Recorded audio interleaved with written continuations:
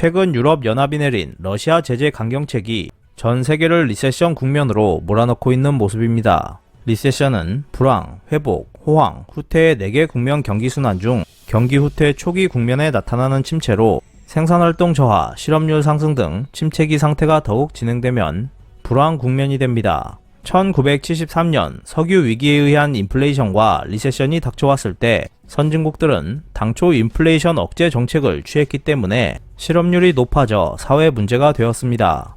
리세션 국면이 우려되는 이유는 러시아산 천연가스 대금을 루블화로 지불하게 하겠다는 푸틴의 교묘한 전략을 유럽연합이 거부하려 하기 때문입니다. 만약 이것이 푸틴이 설계한 함정이었다면 오히려 전 세계를 혼란의 소용돌이로 몰아넣을지도 모릅니다. 유럽연합은 지난 5월 2일 임시에너지 장관 회담을 열고 러시아 측이 주장하는 천연가스 대금을 루블화로 지불하는 구조를 따르면 유럽연합의 제재 위반이 된다는 인식을 공유했습니다. 유럽연합위원회는 어떤 지불 방법이 제재 위반에 해당하는지에 대한 상세한 지침을 조만간 공표할 것이라고 밝혔습니다. 유럽연합의 회담은 러시아가 폴란드와 불가리아에 가스 공급을 중단하면서 열렸습니다.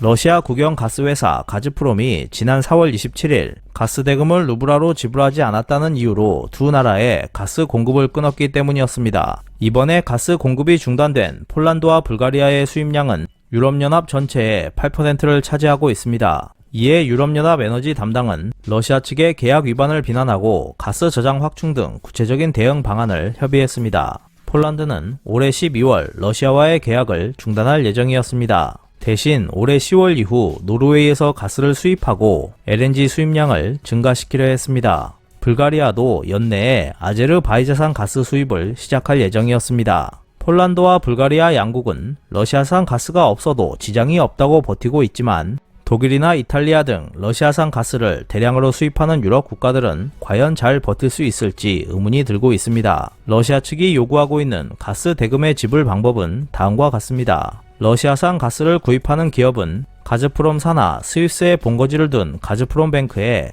2개의 계좌를 개설해야 합니다. 하나는 달러 또는 유로화 계좌이고 다른 하나는 루블화 계좌입니다.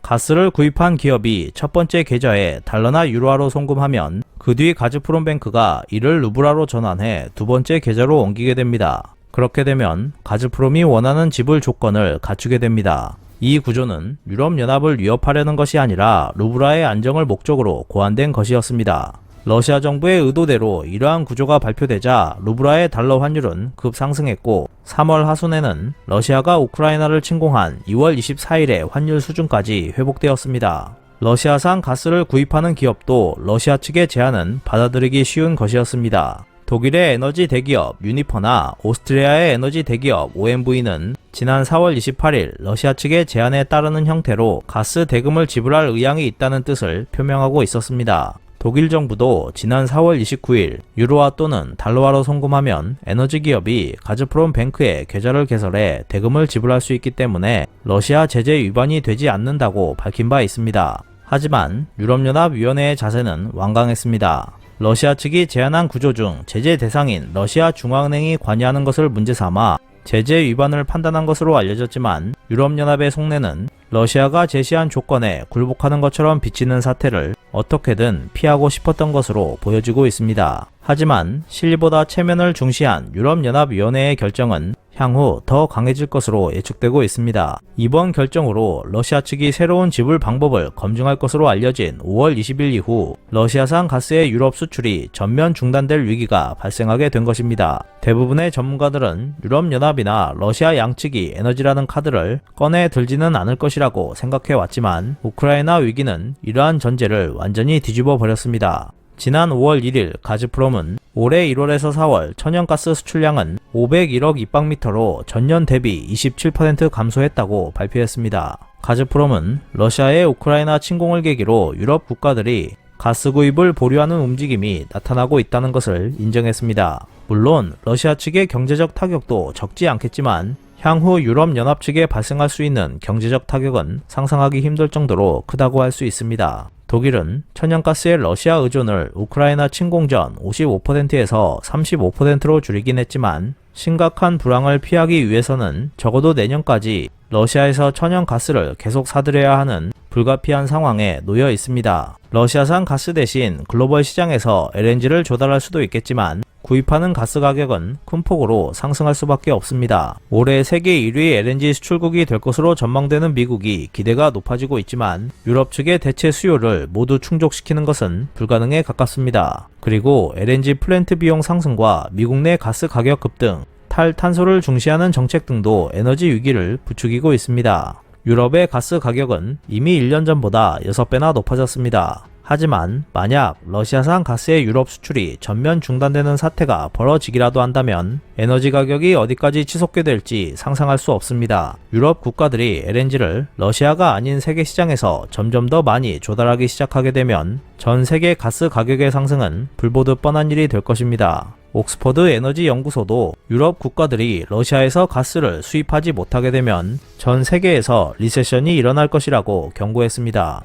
가스 구입을 둘러싼 유럽연합과 러시아의 충돌은 한국을 비롯한 국제사회에 큰 위협으로 다가오고 있습니다. 이번 에너지 위기는 여름의 절정에 달할 수 있습니다. 유럽 국가 중 독일 같은 경우 매년 4월에서 6월에 시민들은 다음 한 해 동안 난방과 요리에 쓸 가스나 석유를 탱크에 채우게 됩니다. 연중 이때가 연료 가격이 가장 낮기 때문이었습니다. 한 가정에서 보통 1년을 보내기 위해서는 LNG 2000리터가량이 필요한데 이때 에너지 공급이 제대로 이루어지지 못하게 되면 독일 시민들은 패닉 상태에 빠질 수 있습니다. 에너지 공급이 제대로 이루어지지 않는 상황에서 폭염이나 한파가 오거나 러시아가 파이프라인을 잠그는 순간 유럽은 그야말로 지옥으로 변할 것입니다. 유럽에서도 8월은 폭염이 절정에 달하는 시기입니다. 그리고 이 시기에는 바람도 많이 불지 않아 풍력 발전이 돌아가지 않는 시기이기도 합니다. 러시아는 이때를 노리고 있을 수도 있습니다. 유럽발 에너지 위기의 파고는 한국에도 영향을 끼칠 것이고 그 영향은 꽤 오랫동안 이어질 수 있습니다. 하지만 또 다른 면에서 보면 에너지 위기는 곧 에너지 분야에서 새로운 기회를 만들어낼 것입니다. 1970년대의 에너지 위기는 1974년 알래스카 파이프라인 시스템 건설, 걸프만 심해 시추, 원자력 발전 건설 붐 등을 일으켰습니다. 이번 에너지 위기도 1970년대의 결과물과 동일하게 에너지 시장의 혁명을 가져다 줄 것으로 예상되고 있습니다. 항상 위기를 기회로 만들어 나갔던 한국은 이번에도 유럽발 에너지 위기로 인한 경기 침체를 기회로 만들어 나갈 수 있을 것입니다. 오늘 준비한 소식은 여기까지입니다. 끝까지 시청해주셔서 감사합니다. 여러분의 좋아요와 구독은 영상 제작에 큰 힘이 됩니다. 앞으로도 피커TV에 많은 관심 부탁드리겠습니다. 오늘도 즐겁고 멋진 하루 보내세요. 다음 영상에서 뵙겠습니다.